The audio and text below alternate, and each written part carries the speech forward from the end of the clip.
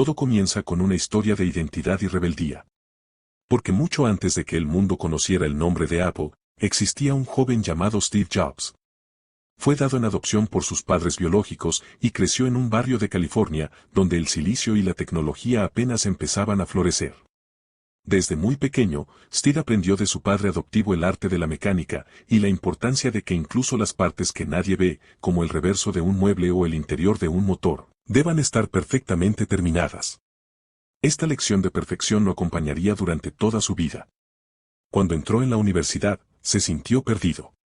No veía el valor de gastar los ahorros de toda la vida de sus padres en una educación que no le apasionaba. Así que decidió dejar las clases obligatorias, pero se quedó como oyente en materias que sí le interesaban, como la caligrafía.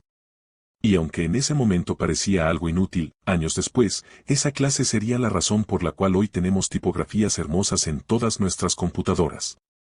En ese tiempo, Steve vivía con lo mínimo. Dormía en el suelo, y caminaba kilómetros para conseguir una comida gratis a la semana en un templo, porque su ambición no era el dinero, sino encontrar su propósito en el mundo. Y fue entonces, cuando se reencontró con un viejo amigo llamado Steve Wozniak, un genio absoluto de la electrónica, capaz de construir cosas que nadie más imaginaba. Juntos, en 1976, dentro del garaje de los padres de Jobs, fundaron Apple Computer.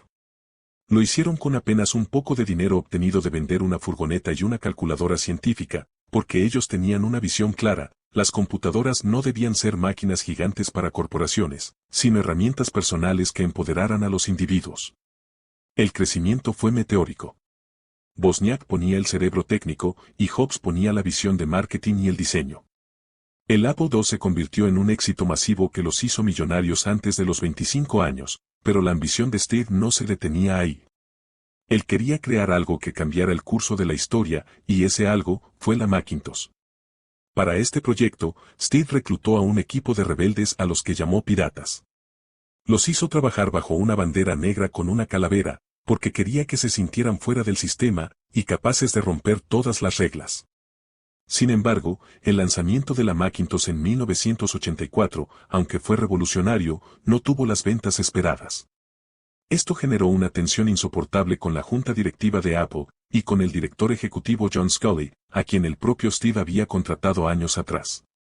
La situación se volvió tan crítica que, en un giro dramático y doloroso, la junta directiva decidió quitarle todo el poder a Steve. Básicamente, lo despidieron de la empresa que él mismo había fundado, en el garaje de su casa. Este fue el momento más oscuro de su vida. Se sentía un fracasado público, y su identidad entera estaba ligada a Apple, pero años más tarde, Steve confesaría que ser despedido fue lo mejor que le pudo pasar.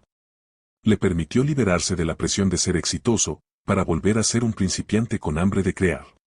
Durante este exilio, fundó una compañía llamada Next para crear el futuro de la informática y compró una pequeña división de gráficos llamada Pixar.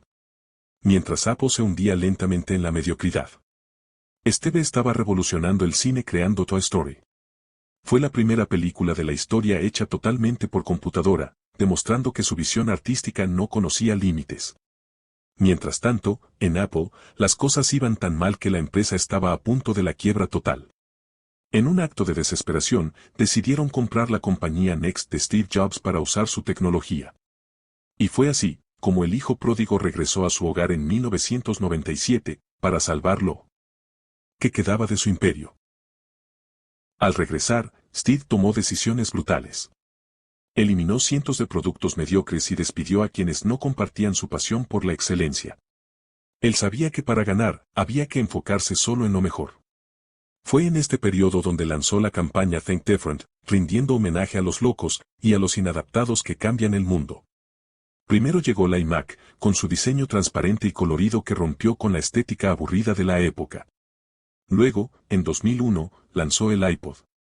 No era solo un reproductor de música, era una forma de llevar 10.000 canciones en tu bolsillo, salvando a la industria musical de la piratería. Pero Steve sabía que el futuro estaba en la convergencia. Por eso empezó a trabajar en secreto en el proyecto iPhone. Cuando lo presentó en 2007, la gente no podía creer lo que veía. Era un teléfono, una computadora y un reproductor de música, todo en un cristal que podías tocar con los dedos.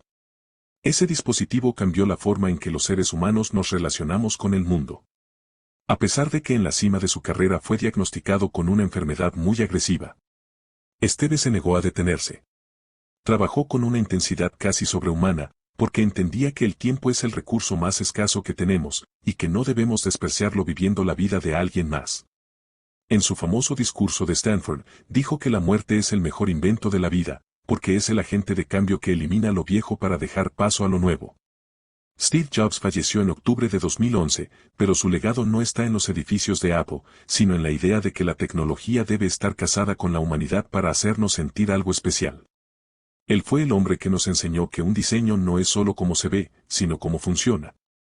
Y que si te atreves a pensar de manera diferente, realmente puedes dejar una marca en el universo. Porque al final del día, la historia no recuerda a los que siguieron las reglas, sino a los que tuvieron la audacia de creer que podían cambiar el mundo, y lo hicieron.